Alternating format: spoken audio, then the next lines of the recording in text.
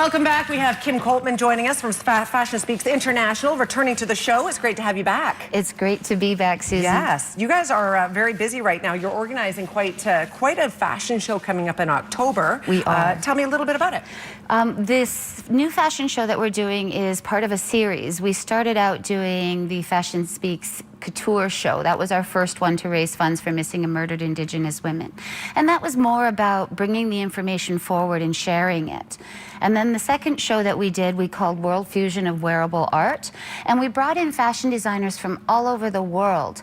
And one of the things that we've noticed throughout this entire process is that missing and murdered Indigenous women isn't just a North American issue, it is worldwide. So we happily reached out to these amazing fashion designers from Australia, New Zealand, and all over the world, where the Indigenous people are going through the same thing as we are. This third show that we're doing is called Resurrection. And we're calling it Resurrection because now that the information is out there, we're seeing so much more in terms of the movements that have already happened. The red dress movement, the red shoe movement. There's been so much going on that we felt that at this point in time, the information is out there. So now it's time to build the solution. And that's why we're calling it Resurrection. Like the phoenix, we're coming up out of the ashes, and we want to ensure that people are understanding exactly what the issue is and how they can help. So that's what this new show is about. And with this show, I've brought a couple models with me today. Kelsey Reed is one of them. Kelsey, if you could come out, please. Kelsey is an international fashion model. She's been modeling since the early 80s. And she's worked with fashion designers such as Alfred Sung and other fashion icons in the industry. Her home base was Vancouver and New York when she was working full-time as a model. She's wearing a pair of earrings from Gigi's Beads. The designer on that is Valerie Davidson Orr, and we are actually featuring Valerie's jewelry at the fashion show. So we wanted to give you a little bit of a sneak peek of it. It's beautiful. It is. And the dress is beautiful. Thank you. That dress has actually been featured on the posters of our previous two fashion shows. So what we wanted to do this time again for the resurrection, for the reawakening, is we brought in a different red dress. Now, Megan is wearing the other red dress, the red dress for this year, and this dress will be raffled off at the show. So if you don't plan on attending the Resurrection Gala, which will be held October the 6th at TRU, you can actually get tickets for this dress. They're $20 a ticket. It's an amazing dress that will fit a lot of different people. Because of the way that the bodice does up, that dress not only fits Megan, but it also fits Kelsey. So if you take a look at the back of the dress and the way it laces up, and it has the most amazing train on it.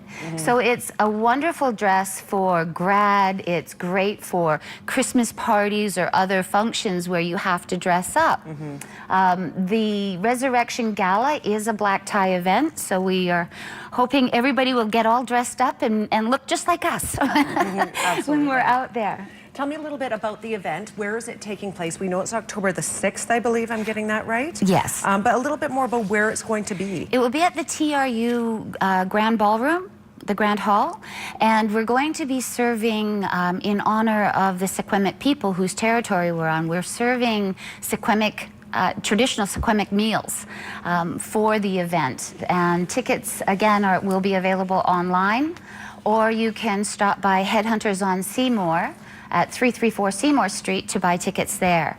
Francois from Headhunters on Seymour did Megan's hair for us today in this beautiful little French roll. You guys, thank you so much. We might have you sort of exit stage left, if that's all right, and I'll talk to Kim for a couple more minutes.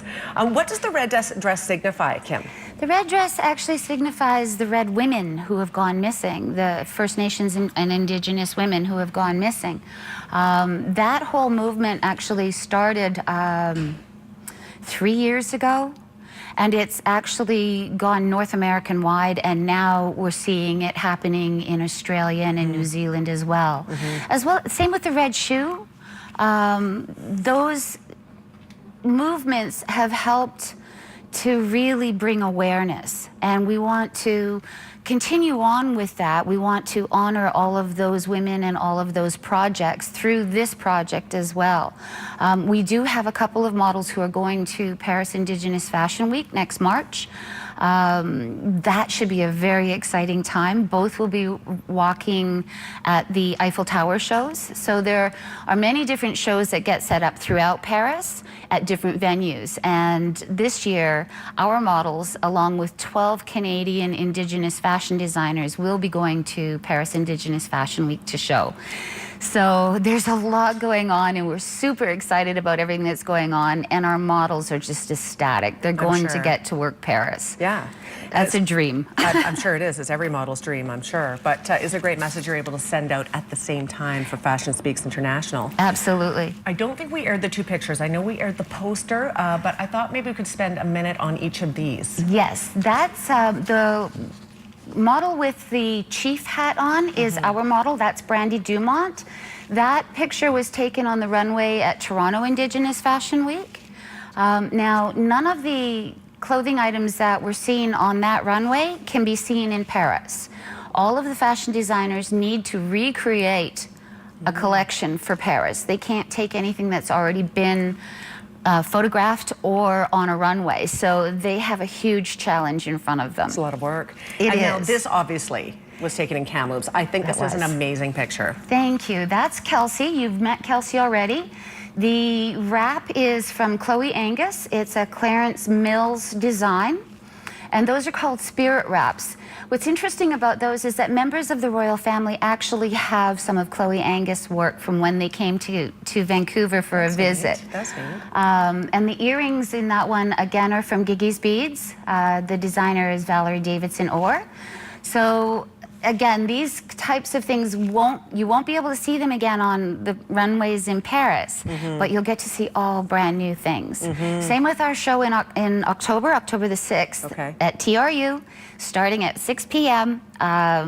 You can come on in, and we're going to be featuring two emerging fashion designers. One of them, Darlene Massey, is from Kamloops. She's also a hairstylist and makeup artist who works with headhunters. Nice. The other one is a designer coming out of Saskatchewan, and Thomas Lee is his name, so we're really excited to see his line. And then we have 7 other fashion designers coming from all over the world again. So we'll have Australian designers here. We have designers coming in from Montana, from all across Canada and the US. But these garments are absolutely stunning and more affordable than you would think. So we will have it available for people to go in and purchase the garments after the runway show if they're so inclined. Awesome. Sounds like a great night. How can people get tickets? We've got about 30 seconds. You can either email fsimodels@gmail.com and tickets can get sent to you. You can send an e-transfer and we'll mail the tickets to you. Or again, you can stop by 334 Seymour Street and we'll have tickets available there. Awesome. Kim, thank you. It sounds like a really exciting event coming up. I'm so excited about this one. Lots of work, but it will pay off. I think so. And again, I'm truly hoping that this will really create, again, more awareness and more people thinking about, okay, how do we stop it? Because that's where we're at. I think we've already identified the issue. We've identified where there are even more issues than in other areas, like the Highway of Tears. So now what we need to do is figure out, okay, how do we make it stop? How do we protect these women? How do we protect little girls? How do we do this? What can we do together as a group to ensure everybody's safety? Absolutely. Well said, Kim. Thank you so much for being here today. Oh, you're more than welcome. Yeah. Information on the screen as well. They do have a Facebook site and they update it very regularly. Fashion Speaks International. You can learn more information there. We're back after a quick break. Stay with us.